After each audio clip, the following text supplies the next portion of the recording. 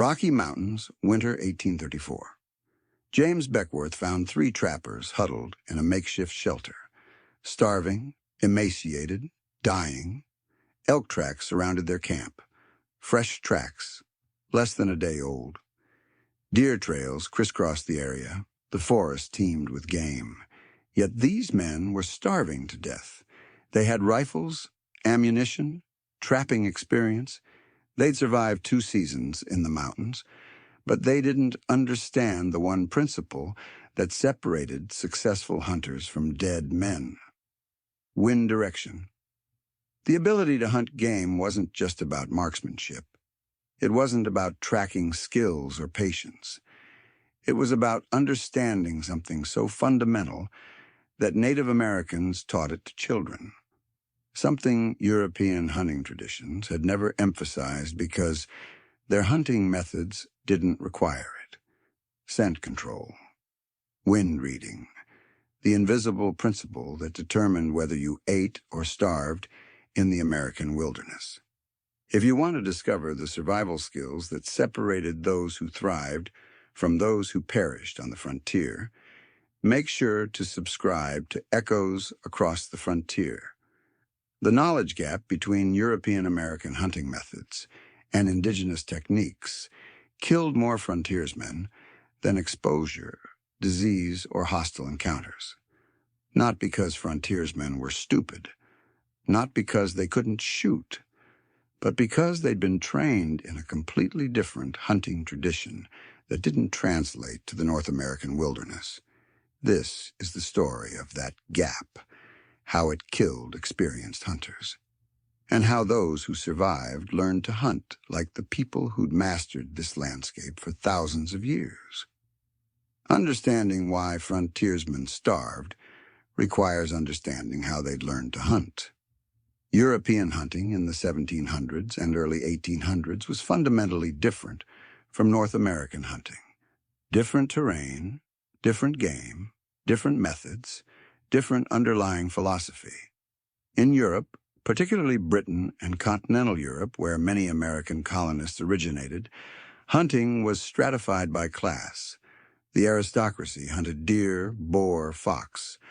Common people hunted rabbits, birds, and small game. But the methods were similar. Drive hunting dominated European tradition. Drive hunting involved groups of hunters and beaters. The beaters would move through forests, making noise, driving game toward waiting hunters. Dogs were essential. Hounds would chase deer, fox, boar toward hunters positioned at strategic points. This method worked in Europe's relatively small, enclosed forests. Estates had boundaries. Game populations were managed. Hunting grounds were limited areas where drive hunting was efficient and effective. Scent control didn't matter in drive hunting. You wanted the game to smell you, wanted them panicked, wanted them running toward the positioned hunters. Wind direction was irrelevant when your goal was creating chaos and directing flight. European hunters were excellent shots. They understood their weapons. They knew tracking basics. But they'd never needed to master scent control because their hunting methods made it unnecessary. The few Europeans who hunted alone typically still hunted, but in dense forests where approach distances were short, 30 yards, 40 yards. Close enough that scent dispersal was less critical. Close enough that a spooked deer might not detect you until too late. When these hunters crossed the Atlantic and pushed into American wilderness, they brought these traditions, these assumptions, these methods, and they didn't work. North America presented hunting challenges European traditions hadn't prepared anyone for. The scale was different. Not small managed estates, but endless wilderness. Not bounded hunting grounds, but trackless forests. Vast prairies, mountain ranges extending beyond horizon. The game was different. White-tailed deer behaved differently than European red deer. Mule deer were entirely new species. Elk were massive, wary, and intelligent.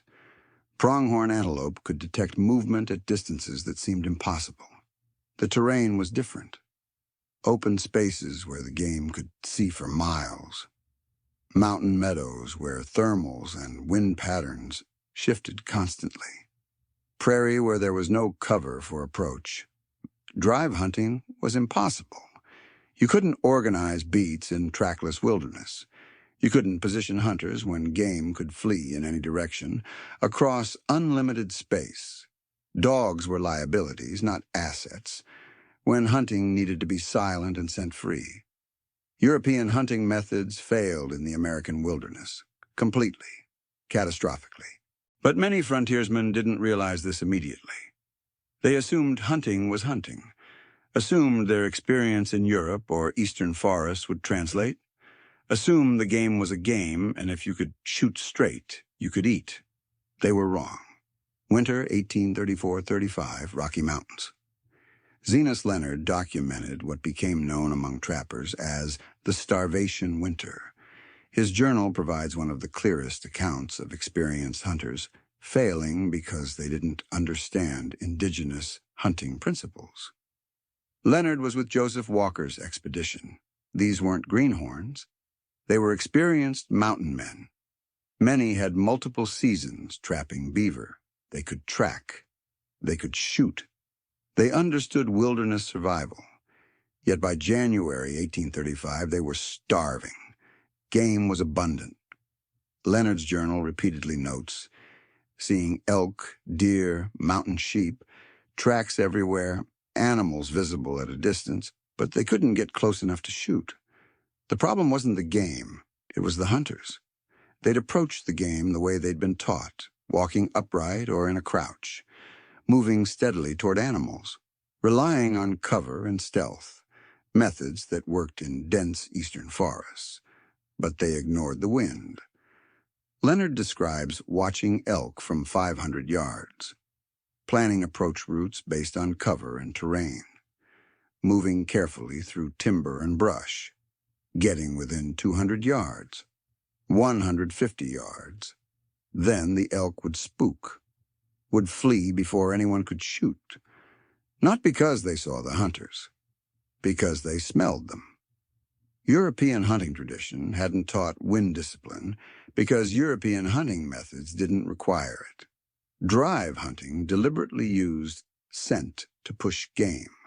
Still hunting in dense forests worked at close enough range that scent dispersal was less critical. But in open western mountains with wary elk and deer, scent traveled hundreds of yards. An elk could smell a man from a quarter-mile away if the wind was wrong, could detect human scent and identify it as danger long before visual contact. Walker's expedition was losing men to starvation. They could see game daily, but they couldn't approach close enough to shoot. Then they encountered a Shoshone hunting party. The contrast was stark. The Shoshone hunters were killing the game consistently. Same mountains, same weather, same elk herds. But they were eating while the mountain men starved. Leonard's journal describes watching Shoshone hunters work. The first thing he noticed was their obsession with wind. They wouldn't hunt if the wind was wrong, would wait hours for the wind to shift, would abandon planned approaches if thermals changed, would circle miles out of their way to keep wind in their faces. The Shoshone understood what the mountain men didn't, that elk and deer survival depended on scent detection, that these animals would tolerate visual detection at distance, but would flee immediately from human scent. That wind direction was more important than cover, more important than stealth, more important than shooting skill. Because if the animals smelled you, you'd never get a shot. Native American hunting traditions, refined over thousands of years, centered on principles European traditions had never developed. Wind reading was taught to children, before learning to shoot, before learning to track, before any other hunting skill, because wind knowledge was foundational, Everything else built on it. Indigenous hunters understood wind patterns with precision that seemed supernatural to European observers. They could predict wind shifts based on time of day, terrain features, weather patterns. They understood thermals, how warm air rises in valleys during day, how cold air sinks at night. They knew wind would swirl in canyons, would channel through passes, would shift direction in timber. This knowledge wasn't abstract, it was practical, immediate, survival critical. A Shoshone or Crow or Lakota hunter would check the wind constantly, using dust, using grass seed heads, using smoke from a fire, using a wet finger held up to detect the slightest breeze. They checked the wind before beginning a hunt, during the stalk, before taking a shot.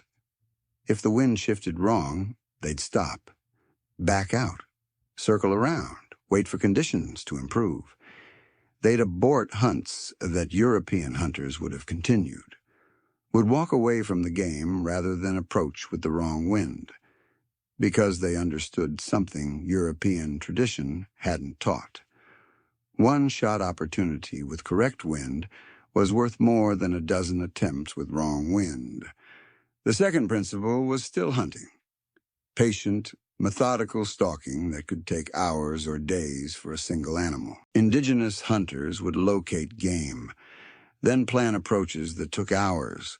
Moving 50 yards might take an hour.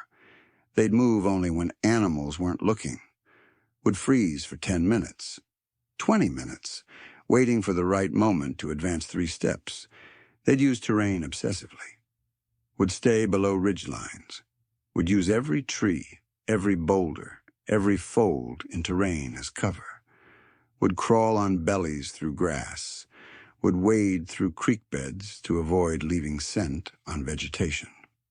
They understood animal behavior at a level European hunters didn't, knew that elk would bed down midday in dark timber, that deer would feed in meadows at dawn and dusk, that animals would watch their back trail, would circle downwind to scent check, would position themselves where they could detect danger from multiple directions.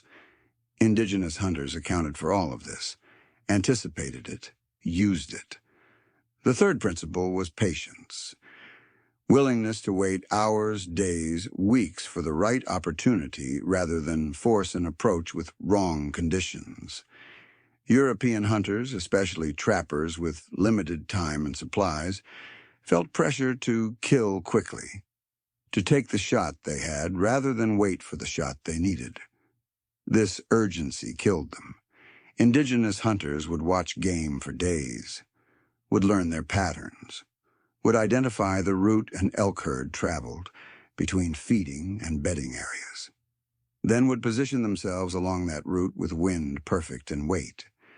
They'd let dozens of opportunities pass because conditions weren't ideal, would watch elk walk past at 60 yards but not shoot because the wind was quartering wrong, because that elk would smell them after the shot and alert the entire herd. Better to wait for the perfect animal in the perfect position with perfect wind. This patience seemed excessive to European hunters, seemed like wasted opportunities. But it was actually supreme efficiency. One clean kill with perfect conditions versus a dozen blown stalks and spooked herds. The cultural differences went deeper than technique. They reflected fundamentally different philosophies about hunting and the relationship between humans and animals. European hunting tradition, especially among the aristocracy, viewed hunting as sport, as demonstration of skill and dominance, as entertainment and social activity. The goal was the kill itself, the trophy, the proof of prowess. Indigenous hunting tradition viewed hunting as a sacred relationship, as necessary taking of life that required respect and reciprocity. The goal was sustenance, survival, maintaining balance with the natural world. This philosophical difference manifested in practical differences. European hunters would pursue wounded game aggressively, viewing escape as personal failure. Indigenous hunters would often let wounded game go if pursuit required violating wind discipline or entering dangerous terrain, viewing survival of the hunter as more important than recovering that specific animal. European hunters would continue hunting after killing what they needed, accumulating trophies and demonstrating skill. Indigenous hunters would stop after killing what they could use, viewing waste as spiritual transgression and practical foolishness. European hunters would discuss their kills boastfully, celebrating personal achievement. Indigenous hunters would often downplay their success, attributing kills to luck or the animal's willingness to give itself, viewing humility as spiritually necessary and practically wise to avoid angering game animals or invoking jealousy from other hunters. These weren't just cultural quirks. They reflected a deep understanding of sustainable hunting practices and risk management that European tradition lacked. Some mountain men learned, adapted, survived. James Beckwourth, who'd found those starving trappers in 1834, was one. He'd lived with the Crow Nation, had learned their hunting methods, had adopted their wind discipline and patience. His journal describes the learning process, the frustration of abandoning stalks because the wind shifted, the discipline of waiting hours for conditions to improve, the gradual understanding that indigenous methods weren't superstition or unnecessary caution, but supreme pragmatism. Beckwourth documented teaching other trappers, the resistance he encountered. Men who'd hunted for years in eastern forests couldn't accept that their methods were wrong, couldn't accept that scent control mattered more than the shooting skill. He describes forcing trappers to check wind every 5 minutes during stalks, making them abort approaches when wind shifted wrong even when the game was visible, teaching them to circle miles to keep wind right rather than take direct routes. Many refused to learn, considered it overcomplicated, thought Beckwourth was being overly cautious. These men typically died or left the mountains within 2 seasons. Those who learned survived, thrived, became the legendary mountain men whose names are remembered. Jim Bridger learned wind hunting from Shoshone hunters. His success rate killing game was dramatically higher than trappers who relied on European methods. He could feed himself and his party consistently in a country where others starved. Bridger's journals describe multiple instances of other trappers watching him kill game in areas where they'd been hunting unsuccessfully for days. The difference wasn't shooting ability or physical conditioning. It was wind discipline and patience. Bridger would spend hours positioning for a single stalk, while other trappers grew impatient and rushed approaches with wrong wind. Kit Carson learned from Ute and Apache hunters, became known among trappers as someone who could kill game when others couldn't. His journals describe obsessive wind checking, aborting stalks, waiting for perfect conditions. Carson wrote about spending an entire day repositioning around a single elk herd, circling more than 5 miles to keep wind perfect, finally making his stalk in late afternoon and killing a bull at 40 yards. Other trappers called this excessive.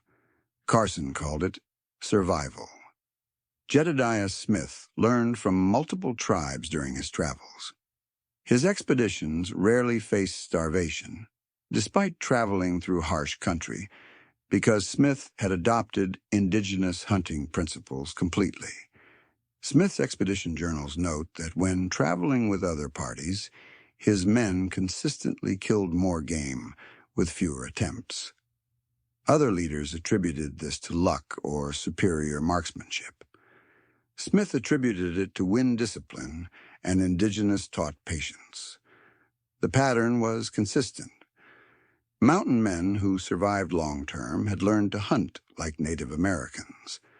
had abandoned European traditions, had accepted that thousands of years of indigenous knowledge was superior to anything they'd brought from Europe. Those who didn't learn died, or gave up and returned east, or survived only by staying near forts, where they could buy supplies rather than live off the land. The mortality and attrition rates were staggering. Of trappers entering the Rocky Mountains between 1825 and 1835, fewer than 30% lasted more than 3 seasons.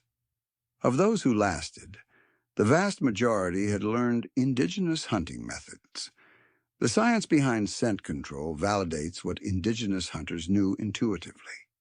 Deer and elk have approximately 300 million scent receptors compared to humans' 5 million. They can detect human scent at concentrations we can't even measure, can identify human scent specifically, and distinguish it from other predators. Their survival depends on this ability. Wolves, mountain lions, bears, all predators these animals evolved alongside, hunt primarily by scent.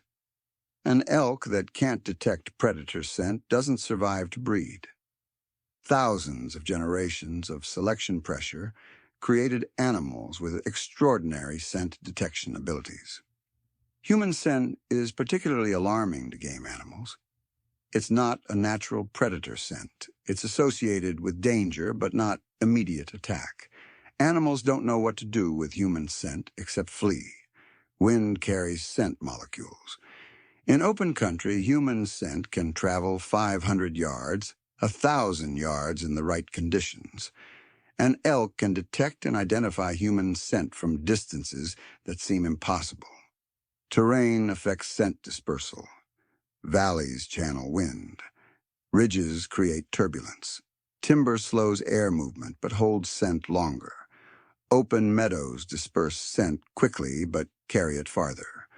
Thermals, temperature-driven air currents, create predictable patterns. Warm air rises during the day as the sun heats valley floors. Cold air sinks at night as temperatures drop.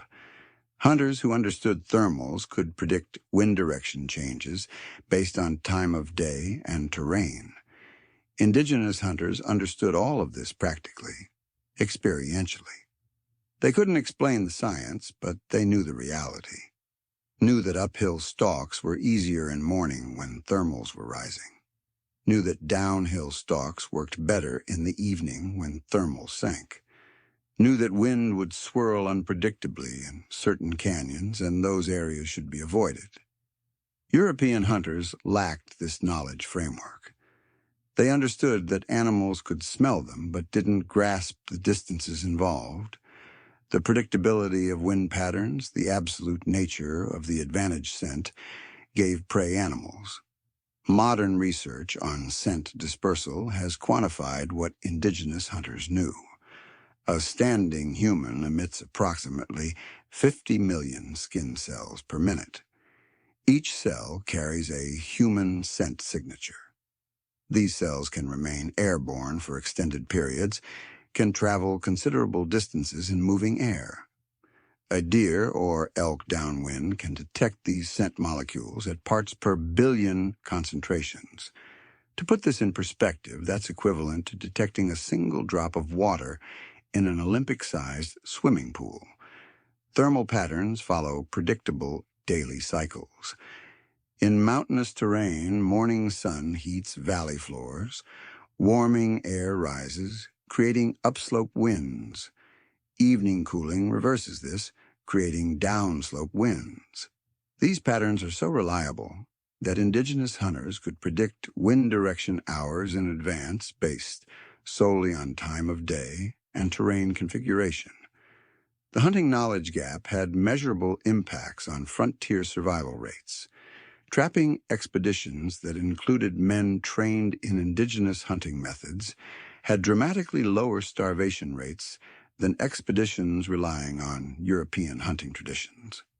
The Hudson's Bay Company, analyzing expedition records from 1820, 1850, found that parties led by men who'd lived with native tribes lost an average of 3% of members to starvation. Parties led by men using European hunting methods lost 12%. This fourfold difference in survival rates reflects the critical importance of hunting knowledge. These expeditions faced identical conditions, carried similar equipment, had comparable shooting skills. The difference was wind discipline and indigenous hunting methods. Individual trappers showed even starker differences. Of trappers who spent 5 or more years in the Rocky Mountains between 1825–1840, approximately 60% had lived with or been trained by native hunters. The other 40% had either died, returned east, or never ventured far from forts. The economic impact was significant. Trappers who could consistently kill game could trap in remote areas longer, could penetrate deeper into wilderness, could operate independently rather than relying on supply lines. This translated directly to profit. Beaver populations near forts were depleted quickly. The real money was in remote areas. But only trappers who'd mastered indigenous hunting methods could survive in those remote areas. Company records show that trappers who'd learned indigenous methods averaged 40% higher annual beaver harvests simply because they could work in areas other trappers couldn't access. The knowledge gap also affected settler survival. Homesteaders who learned wind hunting and indigenous game management from native neighbors had much higher survival rates than those who didn't. Prairie settlers in Kansas and Nebraska in the 1850s–60s who learned indigenous buffalo hunting methods from Pawnee or Lakota hunters could provide meat for their families. Those who relied on European hunting traditions often failed to kill buffalo despite herds being visible from their homesteads. Buffalo, despite their size and seemingly placid nature, were extremely wary. They would detect human scent from remarkable distances and would stampede, taking entire herds miles away. Settlers who understood wind discipline could approach buffalo herds successfully. Those who didn't would watch herds flee repeatedly, never understanding why. The pattern repeated across the frontier. Those who learned indigenous knowledge thrived. Those who didn't struggled or failed. The hunting knowledge gap was part of a broader pattern of European settlers initially rejecting indigenous knowledge, failing, then adopting that knowledge for survival. Agriculture followed the same pattern.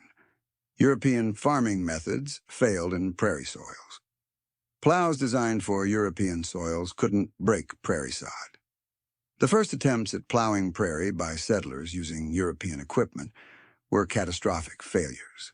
The thick mat of prairie grass roots, sometimes 3 feet deep, would bend European plow blades or snap them entirely. Crop varieties adapted to European climates withered in American conditions. Wheat strains that flourished in England failed completely in Kansas heat. Settlers who learned from native agricultural practices, Three Sisters, planting, fire management, seed selection, succeeded where European methods failed. Architecture followed the same pattern. European building styles were inappropriate for frontier conditions. Timber frame construction required more wood than many prairie areas offered. Stone construction required quarrying skills and equipment settlers lacked. Log cabins, adapted from Scandinavian and Native American building traditions, became standard because they worked. Sod houses on the prairie were direct adoptions of indigenous building methods, scorned initially as primitive, but adopted eventually because they provided better insulation and used available materials. Medicine followed the same pattern. European medicine of the 1800s was often actively harmful. Bloodletting, mercury treatments, and other standard European medical practices had no therapeutic value and often caused additional harm. Native American herbal medicine and surgical techniques were often superior. Frontiersmen who learned indigenous medicine survived injuries and illnesses that European-trained doctors couldn't treat. Willow bark for pain and fever, echinacea for infections, slippery elm for digestive issues. These weren't superstitions. They were effective treatments based on thousands of years of experimentation and observation. Fire management, water location, route finding, seasonal timing, plant identification, weather prediction, material processing, tool making. In virtually every practical skill required for wilderness survival, indigenous knowledge was superior to European knowledge. The frontier experience was, fundamentally, a process of Europeans learning from Native Americans. Those who learned survived. Those who refused to learn died. The hunting knowledge gap was simply the most immediate and visible example, because hunting failures meant starvation, and starvation killed quickly and obviously. Returning to the Walker expedition and Zenas Leonard's journal provides specific documentation of this learning process. Leonard describes the Shoshone hunters explaining the wind discipline through demonstration. They wouldn't let the mountain men hunt with them initially, would only allow observation. The mountain men watched Shoshone hunters spend an entire day positioning for a single stalk, watched them check the wind obsessively, using grass seeds released into air, watched them abort approaches when wind shifted slightly wrong, even though elk were visible at 100 yards. Initially, the mountain men thought this was overcautious, excessive, that the Shoshone were passing up obvious opportunities. Then the Shoshone made their stalk, approached to 30 yards, killed 2 elk with arrows, while the mountain men had been failing to get within shooting range for weeks. Leonard describes the realization among the expedition members that their confidence in their own methods had been misplaced, that they'd been arrogant, assuming European hunting traditions would work in American mountains, that they'd nearly died because of that arrogance. The expedition spent 2 weeks with the Shoshone hunting party, learning wind discipline, learning to check the wind constantly, learning to abort stalks when conditions weren't perfect, learning patience. Leonard's journal entries from late January and February 1835 document the transformation. Early entries describe frustration with the obsessive wind checking, with the long waits, with abandoned stalks. Leonard writes about abandoning a stalk on a bull elk at 80 yards because wind shifted slightly. He describes his anger, his sense that they were being overly cautious, his frustration with what seemed like unnecessary perfectionism. Later entries document success: elk killed, meat cached, the expedition recovering from near starvation to relative abundance, all because they'd learned to hunt like the people who'd mastered this landscape. Leonard's tone changes completely.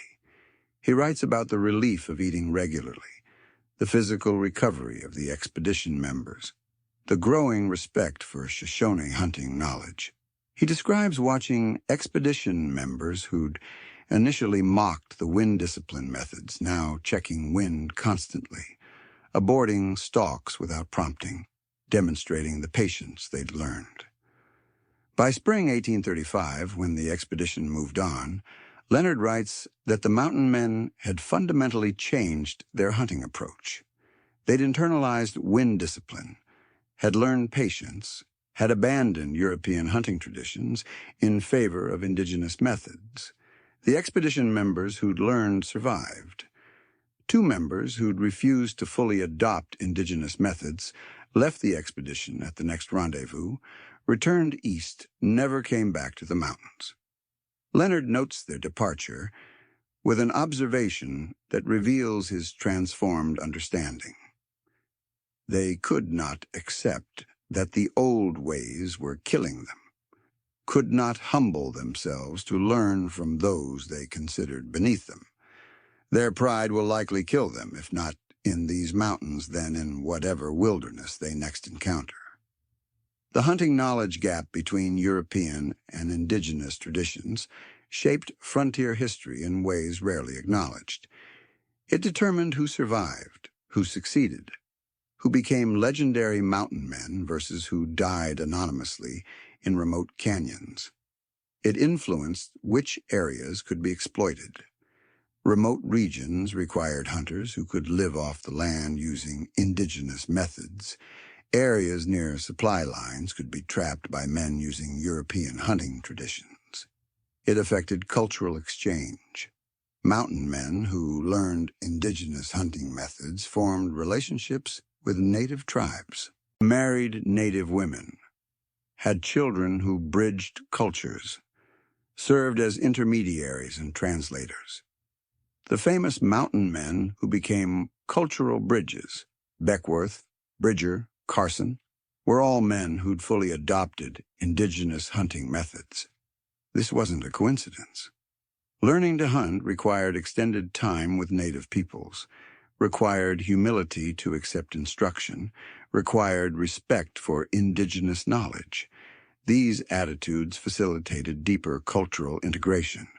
Those who didn't learn indigenous methods remained culturally separate, stayed near forts, had limited native contact, returned east after short periods in the West. These men left little historical record, contributed little to frontier development, and are forgotten by history. The knowledge transfer wasn't one-directional. Indigenous peoples learned from Europeans too. Metal tools, firearms, horse culture spread from Spanish sources. But in practical wilderness survival skills, the knowledge flow was primarily from indigenous peoples to European settlers. This reality was often obscured in frontier narratives.